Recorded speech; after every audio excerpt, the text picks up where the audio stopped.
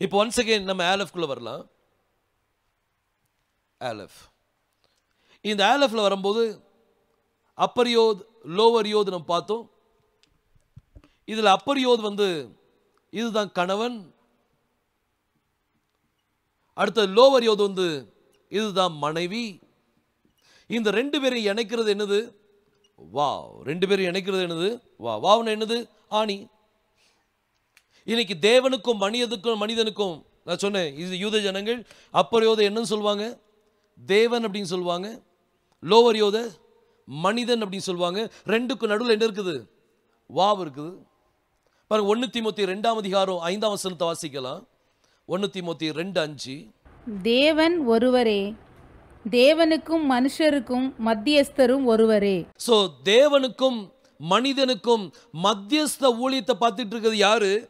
யெகோஷுவா என்ன செய்றார்? மத்தியஸ்த ஊழியத்தை பார்த்துட்டு இருக்கிறார். அவர் மீடியேட்டர்ஷிப் பண்ணிட்டு இருக்கிறார். எங்க? நம்மளுக்காக இரத்தத்தை சிந்தி. வாவ் என்னது? ஆணி. அவர் ஆணினால் நடிக்கப்பட்டார், நமக்காக இரத்தத்தை சிந்தினார். தேவனுக்கும் மனிதனுக்கும் நடுவுல அவர் தம்முடைய இரத்தத்தினால என்ன செய்யறாராம்? ஒப்புரவாக்கிக்கிட்டு இருக்கிறார். மத்தியஸ்த ஊழியம். இன்னைக்கும் அவர் தேவனுக்கும் மனிதனுக்கும் நடுவில் என்ன செஞ்சுட்டு இருக்கிறாரு? மத்தியஸ்த ஊழியை பார்த்து. அவர் மட்டும் மத்தியஸ்த ஊழியத்தை பார்க்கல அப்படின்னா இன்னைக்கு நம்ம பண்ற தப்புக்கு நம்ம என்ன தண்டனை கிடைச்சிருக்குமோ தெரியாது. கிருபை. சோ கணவன் மனைவி நம்ம தேவன் யாரு? உன் சிருஷ்டிகரே, உன் நாயகர். அவர் தான் உன்னுடைய கணவன். கணவனுக்கும் மனைவிக்கும் இடையில யெகோஷுவா எப்பொழுதும் இருக்கணும். ஒரு ஃபேமிலின்னு எடுத்தாச்சுன்னா, எலேஃப் அப்படின்னா என்னது? ஃபேமிலி. எலேஃப்னா ஃபேமிலி.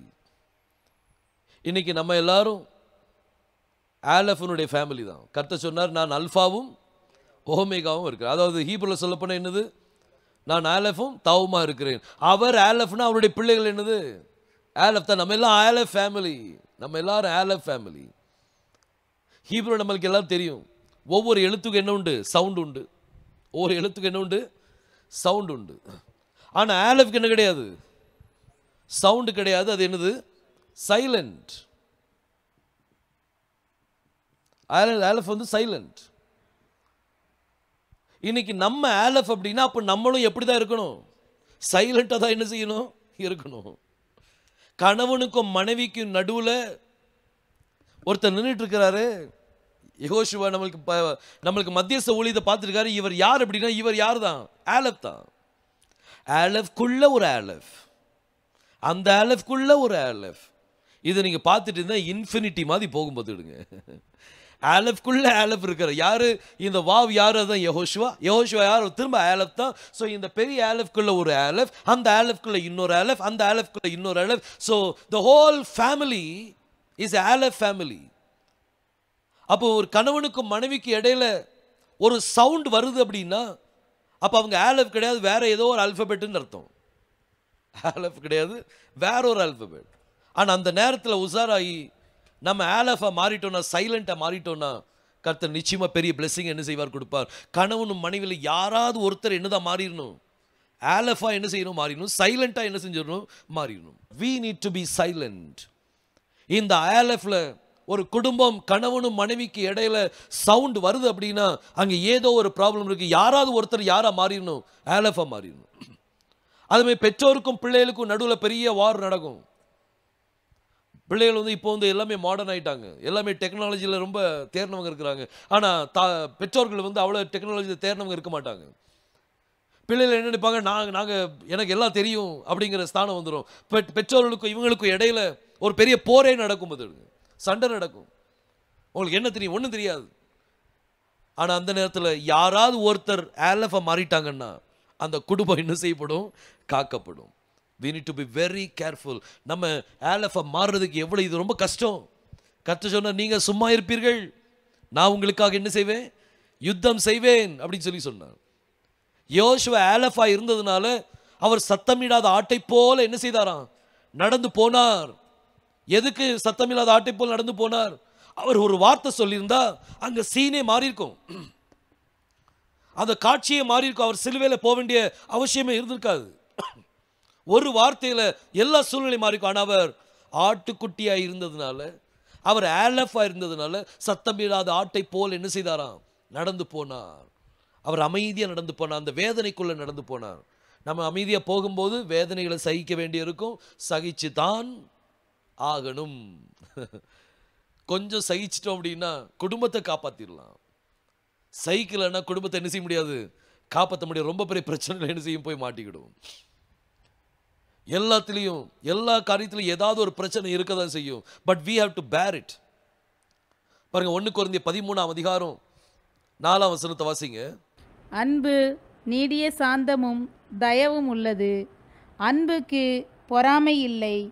அன்பு தன்னை புகழாது, இருமாப்பாய் இராது, அயோக்கியமானதை செய்யாது, தற்பொழிவை நாடாது, சினமடையாது, தீங்கு நினையாது, அநியாயத்தில் சந்தோஷப்படாமல் சத்தியத்தில் சந்தோஷப்படும், சகலத்தையும் தாங்கும், சகலத்தையும் விசுவாசிக்கும், சகலத்தையும் நம்பும், சகலத்தையும் சகிக்கும். சகலத்தையும் என்ன செய்யுமா? அன்பு இருந்தால் சகலத்தையும் என்ன செய்யும், தாங்கும். யார் என்ன, நீங்கள் நல்ல வேலை செய்யுங்க, உங்களுக்கு உங்கள் மேலே தான் கல்லெறி என்ன செய்யும், விழும். கனியுள்ள மரத்தில் தான் என்ன விழுமா, கண்ணெறி விழும். கல்லெறி விழும்போது நீங்கள் என்ன செய்யணுமா, அன்பு சகலத்தையும் தாங்கும். நீங்கள் எல்லாத்தையும் தாங்கி தான் ஆகணும். முடிவில் அன்பு தான் ஜெயிக்கும். அன்பே பிரதானம். எல்லாத்தை விட அன்பு தான் பிரதானம். விசுவாசம், நம்பிக்கை, அன்பு, இந்த 3ல் எது பிரதானம்னு பார்த்தீங்கன்னா அன்பு தான் என்னதான் பிரதானம். உங்களுடைய விசுவாசம் பிரதானம் இல்லை, உங்களுடைய நம்பிக்கை பிரதானம் இல்லை, ஆனால் அன்பு தான் என்னது பிரதானம். அதனால தான் நான் அடிக்கடி சொல்வேன், டாக்டரின் மேலே ரொம்ப ஃபோக்கஸ் பண்ணாதீங்க அப்படின்னு சொல்லுவேன். ஏன்னா டாக்டரின் வந்து பரலோகத்துக்கு உங்களை என்ன செய்யாது. உங்களுடைய விசுவாசம் ஒரு டாக்டரின் மேலே இருக்குது அப்படின்னா அந்த விசுவாசம் பெரிது இல்லை, அன்பு தான் என்னது பெரிது. அப்படி டாக்டரின் தான் பரலோகத்துக்கு உங்களை கொண்டு போகும் அப்படின்னா இந்த உலகத்தில் யாருமே என்ன செய்ய முடியாது, போக முடியாது. யாராவது ஏதாவது ஒரு காரியத்தில் டாக்டரின்ல எப்படி தான் இருக்காங்க, ஃபெயிலியராக தான் இருக்கிறாங்க. அது அவங்களுக்கே தெரியும், நம்மளுக்கே தெரியும். நம்மளை இது செய்ய முடியல, இந்த டாக்டரினை ஃபாலோ பண்ண முடியல, அப்படி நம்மளுக்கே தெரியும். ஸோ டாக்டரினை வச்சு கர்த்தர் பரலோகத்துக்கு கொண்டு போகிறோன்னா யாருமே என்ன செய்ய முடியாது, போக முடியாது. அன்பு தான் பிரதானமானது. அன்போடு நீங்கள் பேசுனீங்க அப்படின்னா எல்லாத்தையும் உங்கள் கட்டுப்பாட்டுக்குள்ளே என்ன செய்யலாம், கொண்டு வரலாம். ஒரு ஃபேமிலின்னு எடுத்தாச்சு அப்படின்னா அங்கே சைலண்ட் வேணும். யாராவது ஒருத்தர் சைலண்ட்டாக இருந்துட்டோம் அப்படின்னா பெரிய ஒரு ஆசீர்வாதத்தை என்ன செய்ய முடியும், பார்க்க முடியும். அன்னைக்கு யோசுவா சைலண்ட்டாக இருந்ததுனால இன்னைக்கு நம்ம அவருடைய சமூகத்துக்கு என்ன செஞ்சிட்டோம், வந்துட்டோம். இல்லாட்டி நம்ம அந்த ரத்தத்துக்கு கீழே என்ன செஞ்சிருக்க முடியாது, வந்திருக்கவே முடியாது. சரி, ஸோ இது தேவனுக்கும் மனிதருக்கும், ஒரு கணவனுக்கும் மனைவிக்கும் நடுவில் யார் தான் இருக்கணும், யெகோஷுவா இருக்கும். வேறு யாரையும் கொண்டு வராதிங்க. இன்னைக்கு கவுன்சிலிங் அப்படின்னு சொல்லிட்டு 3வது நபர் என்ன செய்வாங்க, கொண்டு வருவாங்க. கணவன் மனைவிக்கு ஏதாவது பிரச்சனை அப்படின்னா 3வது நபர் ஒருத்தர் பேசுறதுக்குன்னே என்ன செய்வார், தயாராக இருப்பா. ஏன் கணவன் மனைவி மட்டும் இல்லை, எந்த பிரச்சனைனாலும் சரி அந்த பிரச்சனையில் 3வது நபரை இழுத்து போடுவாங்க. பிரதர் எனக்காக கொஞ்சம் வந்து பேசுங்க, சிஸ்டர் எனக்காக வந்து பேசுங்க அப்படின்னு சொல்லிடுவாங்க. இவங்க பேசி என்ன ஆகுது, யெகோஷுவா தான் நம்மளுக்கு மீடியேட்டர். அவர் தான் நம்மளுக்கு எல்லாமே. மீடியேட்டரை கர்த்தரை வைங்க, மீடியேட்டரை தோரா வைங்க. நம்மளுடைய மீடியேட்டர் தோராவாக இருந்தானால் அந்த வேதம் நமக்கு மீடியேட்டராக இருந்துச்சு அப்படின்னா எல்லாம் சரியாக என்ன செய்யும், நடக்கும். வேற யாரையும் மீடியேட்டர்ஷிப்பில் கொண்டு வராதிங்க. பாருங்க, ஆலெஃப் வந்து ஒரு அருமையான சர்க்கியூட் போர்டு. ஆலெஃப் அப்படின்னா பவர், ஸ்ட்ரென்த், லீடர். அதன் மீனிங் என்னது, பவர், ஸ்ட்ரென்த் அண்ட் லீடர். ஒரு நல்ல லீடராக மாறணும்னா சைலண்ட்டாக இருக்க பழகணும். யார் என்ன சொன்னாலும் சரி தலை காட்டு அப்படியான்னு தலையை காட்டிட்டு சைலண்ட்டாக இருக்க பழகிட்டோம். நம்ம அவங்கள என்ன செய்ய முடியும், காப்பாற்ற முடியும். இல்லாட்டி என்ன செய்ய முடியாது, காப்பாற்ற முடியாது. we need to become a silent, and when you become silent you will become a powerful leader. ஒரு அருமையான, ஒரு வல்லமையான ஒரு லீடராக என்ன செய்ய முடியும், மாற முடியும். சில ஜனங்கள் பாருங்க, ரொம்ப படன்னு பேசுவாங்க. அவங்க சரியான லீடராக இருக்க முடியாது. அமைதியாக இருந்து கேட்டுகிட்டே இருப்பாங்க. யார் யார் என்னென்ன பேசுகிறாங்க எல்லாத்தையும் கேட்பாங்க. அமைதியாக இருந்துட்டு கேட்டுட்டு, அதே மாதிரி எது சரியோ எது தவறோ அது தவற செய்யாமல் சரியாக செய்கிறவங்க ஒரு அருமையான லீடராக என்ன செய்ய முடியும், மாற முடியும். வேதத்தில் எல்லா ஞானத்தையும் கர்த்தர் புதைத்து வைத்திருக்கிறார். எல்லா அபிஷேகமும், நான் சொன்னேன்ல, அட்மினிஸ்ட்ரேஷன் அபிஷேகத்தை வைத்திருக்கிறார்.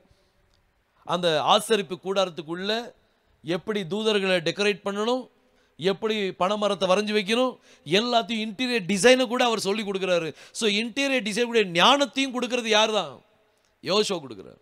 Civil engineering, mechanical engineering, botany, zoology, எல்லா காரியத்திலையும் அவர் பெரியவர். கர்த்தர் மோசஸ்ட பேசும்போது பாட்டனி மூலமாக தான் பேசினார். முட்செடி மூலமா என்ன செய்தார்? பேச. முட்செடியில் அக்கினி எரியுது. இவன் யோசிக்கிறான், என்னடா இது தீ எரியுது, பாட்டனிக்கு ஒன்றாகலையே, இந்த முட்செடிக்கு ஒன்றாகலையேன்னு சொல்லி யோசிக்கிறான். பக்கத்தில் போனால் கர்த்தர் அவனோடு பாட்டனி மூலமாக பேசினார். பாருங்க எவ்வளோ அருமையாக பேசுகிறாரு. இன்னொரு தீர்க்கதரிசி ஜுவாலஜி மூலமாக பேசினார். அவன் மூலமாக அவன் இஸ்ரேல் ஜனங்களை சபிக்கிறதுக்கு போனான். கழுதையில் ஏறிட்டு 3 தடவை அடித்தான். 3வது தடவை கர்த்தர் வாயை திறந்துட்டார். ஜுவாலஜி மூலமாக பேசுகிறாரு. என்னை ஏன்ப்பா அடிச்ச, நான் உனக்கு என்ன துரோகம் பண்ணேன், இவ்வளோ நாள் நான் உங்ககிட்ட நல்லா தானே இருந்தேன், என்னை ஏன் நீ அடிச்ச? பாருங்க கர்த்தர் எல்லா காரியத்து மூலம் பேசுவார். உங்களுக்கு என்ன ஞானம் தேவையோ தோரால இருக்குது.